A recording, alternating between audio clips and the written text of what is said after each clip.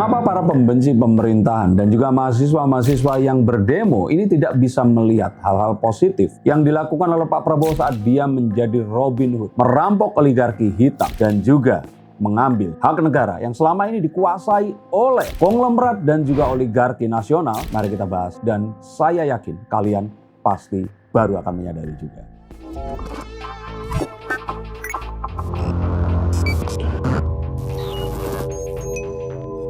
Halo Sainsikers, kembali berjumpa bersama saya Denny Darko. Tidak ada namanya misteri, yang ada adalah tanda-tanda yang kita semua coba untuk mengerti. Banyak hal yang selama ini nggak berani dilakukan presiden sebelumnya, akhirnya dieksekusi oleh Pak Prabowo. Salah satunya bisa saja adalah undang-undang perampasan aset. Sama seperti aset yang baru saja dirampas kembali oleh Pak Prabowo. Hotel Sultan yang dikuasai oleh keluarga Ibnu Sutowo akhirnya diambil alih setelah melalui pertumpahan darah Jenderal tua melawan Menteri Sekretaris Negara. Sebenarnya agar menjadi dua sisi ya, di mana lagi banyak yang memprotes tentang kebijakan pemerintah, apalagi kemarin juga yang disoroti itu kayak dugaan korupsi BGN karena adanya pemberian dapur MBG ke beberapa pihak gitu. Nah, tapi kan maksudnya di satu sisi ya itu memang salah satu mungkin dalam tanda kutip kelalaian atau mungkin kegagalan pemerintah di dalam program unggulan mereka. Tapi di satu sisi kan juga banyak penyitaan lahan di Kalimantan sana dan lain-lain. Tapi kenapa ya justru yang hal-hal yang seperti ini tuh tidak pernah disorot, atau mungkin di media sosial sendiri tidak begitu ya, pemerintah yang plenger karena mereka nggak menyuarakan itu. Seakan-akan kalau mereka ini berbuat sesuatu yang positif, masyarakat langsung tahu gitu loh. Saat mereka melakukan hal yang baik, terus kemudian masyarakat akan langsung melihat. Enggak, saya melihat bahwa pemerintah saat ini belum memberikan perhatian yang sepenuhnya kepada upaya untuk menjelaskan. Kalau kayak dulu kan ada Menteri Penerangan, ya jangan ditiru seperti Orba ya, tapi cobalah cari tahu bagaimana cara menyampaikan ini. Contoh, mengapa MBG itu sangat dibenci? Karena selama ini di pikiran masyarakat dan guru gembul, yang itu guru gembulnya, itu berpikir bahwa MBG ini diambil dari dana pendidikan dan akhirnya mempertanyakan itu sekolah banyak yang rusak dan sebagainya. Ini dananya dipakai untuk membagi-bagi proyek kepada para partai-partai yang pendukung. Ini sesuatu yang sesat pikir. Kenapa demikian? Karena sejatinya MBG itu sebagian besarnya diambil dari pos-pos yang selama ini saya ikut menikmatinya. Oke, in case kalian nggak tahu, ini video-video saya waktu perform. Saya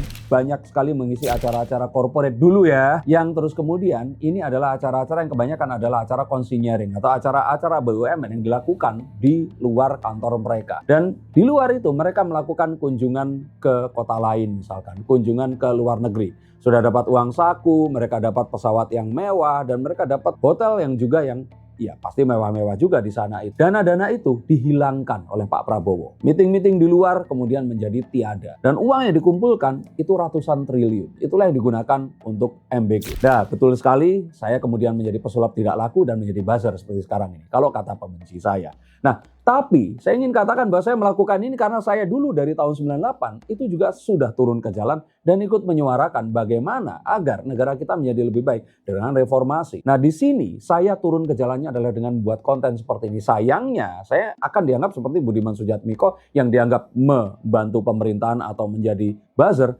Padahal yang ingin saya katakan di sini adalah perjuangannya harusnya berbeda. Kita harus melihat ini secara lebih seimbang. Bahwa pemerintahan Prabowo pun melakukan hal-hal yang positif, termasuk MBG, termasuk di dalamnya adalah upaya untuk mengambil keuntungan yang selama ini dirampok atau digarang oleh oligarki hitam yang selama ini melarikan uangnya ke Singapura dan dibawa ke China atau negara lainnya dan dimasukkan lagi menjadi foreign direct investment. Nanti kita akan bahas di konten yang lainnya juga. Dan juga upaya-upaya pemerintah untuk mengambil yang selama ini dikuasai oleh preman-preman yang selama Orba reformasi ini dibiarkan memiliki hak guna ataupun hak kelola dari tanah-tanah yang sejatinya seharusnya sudah menjadi milik negara. Tapi ya sebenarnya secara resource atau sumber daya sendiri sebenarnya pemerintah harusnya bisa ya, maksudnya ya kasarnya lah begini. Bisa, tapi mereka ini nggak sadar itu penting. Itu yang saya disayangkan. Oke, Pak Seska, Pak Teddy, tolong dong. Coba itu Raffi Ahmad lah. Kalau nggak dikasih skrip suruh jelasin tentang hal-hal seperti ini. Ya kan, Dery kasih solusi itu. Ya, minta mereka untuk menjelaskan, jangan takut di cancel. Jadi kalau menurut saya orang-orang yang merupakan influencer yang ya memang dekat dengan pemerintahan ini tadi, ini harus diajak untuk menyuarakan sebagai penerangan. Orang tidak percaya ya sudah, nanti kita cari caranya. Syukur-syukur kalau bisa menggait ya Ferry Irwandi, Ferry Amsari, Ferry Latuhihin, Ferry siapa lagi. Berarti tapi kan maksudnya di satu sisi juga sebenarnya kita tahu gitu, dan semua orang juga harusnya juga sadar Pak Prabowo sebagai Presiden Republik Indonesia ini harus memiliki kesadaran yang kuat terhadap informasi ini kan adalah senjata yang paling kuat gitu di dalam.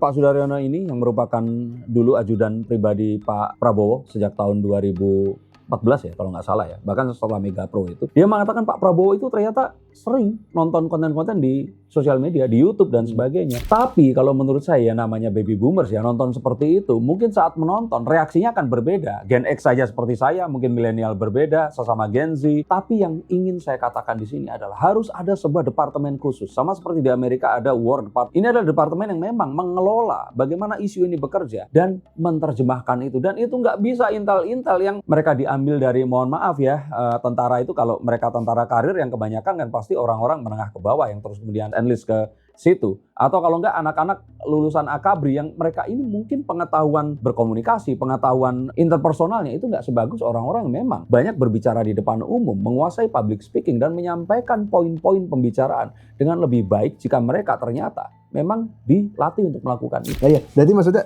apakah karena Pak Prabowo sendiri belum menyadari itu atau mungkin karena orang di sekitar? Saya pikir, mohon maaf ya Pak Prabowo jika menonton ini, Anda terlalu menyepelekan dan belum menganggap ini sebagai sebuah ancaman. Betul, saya ingin katakan ini ancaman karena bukan warga Anda, bukan WNI yang merupakan ancaman, tapi WNI yang dibodohi oleh algoritma sosial media. Maka dia harus melakukan regulasi terhadap sosial media, atau jika tidak, ya pertempurannya ini dipindah ke sana dengan memberikan penerangan-penerangan yang merupakan hal yang positif agar orang-orang ini tahu. Milenial dan Gen Z ini itu nggak keren kalau nggak anti Prabowo, dan ini terjadi. Bahkan kadang-kadang mereka mungkin dalam hatinya mereka mendukung, tapi agar engagement di sosial media mereka ini tinggi, mereka akan memposting berita-berita kebencian dan berita-berita tentang ketidakpuasan terhadap pemerintah hanya agar mereka ya masih dianggap teman oleh teman-temannya.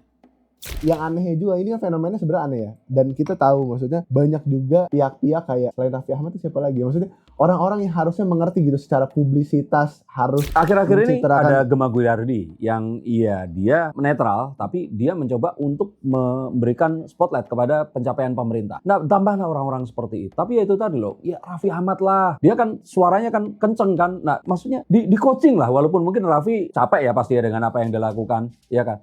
Dari kasih solusi itu jelas lah dia bisa untuk melakukan ini. Atau orang-orang ya total politik juga bisa. Tapi maksudnya jangan mereka ini terus kemudian harus menyuarakan kebencian saja. Tetapi mereka perlu juga untuk menyampaikan hal positif yang merupakan achievement dari pemerintah atau hal-hal negatif dari pemerintahan sebelumnya yang berusaha untuk dihilangkan. Kayak dana bantuan langsung yang selama ini ternyata dikorupsi, dihilangkan dengan menjadikan sebuah fasilitas. Karena kan sekarang coba pikirkan yang nggak masuk akal adalah bahkan program seperti Koperasi Desa Merah Putih saja itu dicurigai adalah pemborosan negara.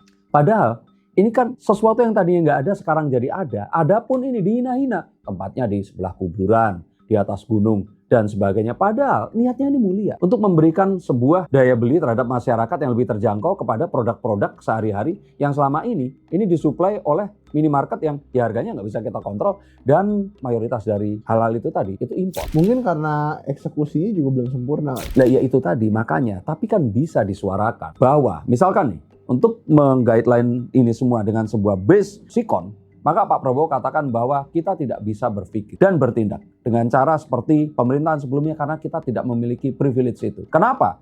Kondisi geopolitik, rantai pasok yang terganggu, dan kondisi kubu-kubu negara-negara di seluruh dunia yang mulai berubah aksi. Ini adalah kondisi di mana kita harus merespon. Karena jika tidak, maka kita akan kehilangan kesempatan. Sama saat terjadi bom atom di Hiroshima dan Nagasaki, dan anak-anak Gen Z kala itu langsung curi start, menyulik Soekarno dan Hatta, menyuruh mereka berdua menuliskan naskah proklamasi dan segera memproklamasikan Indonesia. Nah, itu adalah momen di mana kita harus bertindak saat itu juga, dan ini harus dilakukan dan juga dimotori oleh para mahasiswa. Cuma maksudnya kan kalau kita bilang juga pemerintah dengan segala upayanya ya, maksudnya bahkan di pemerintah Pak Prabowo yang belum genap 2 tahun ini udah ada puluhan koruptor yang ditangkap, ratusan ribu hektar lahan yang diambil kembali, uang yang dipamerkan, ribuan triliun uang yang dipamerkan dan diambil kembali negara, hanya dengan penyampaian yang tidak proper, bahkan mungkin tidak dipedulikan penyampaiannya ini kan justru harusnya pemerintah jauh lebih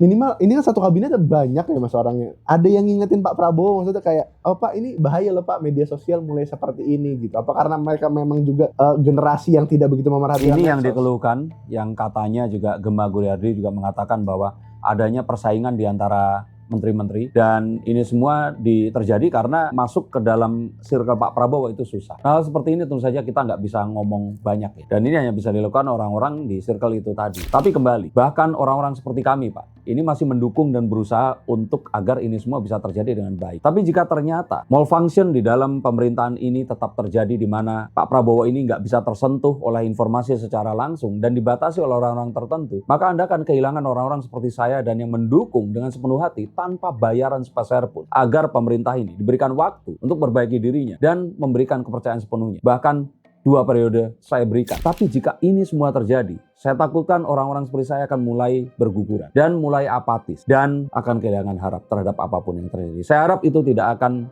terjadi dan kita tahu bahwa Pak Prabowo melakukan hal yang terbaik. Paradoks Indonesia ini harus juga disuarakan dengan lebih banyak lagi agar orang-orang mengetahui, dan kita akan tahu bahwa Indonesia sejatinya adalah negara superpower. Mungkin saat saya nanti masih hidup, tapi jika saya tidak akan bisa merasakannya, maka mungkin konten ini akan menjadi bukti di mana orang-orang kehilangan harap dan percaya kepada pemerintahan saat ini, masih ada orang-orang yang tetap memberikan dukungan dan berdoa agar semua ini membaik dan bisa membawa kita menuju impian Indonesia emas yang dijanjikan. Terima kasih, sampai jumpa dan salam.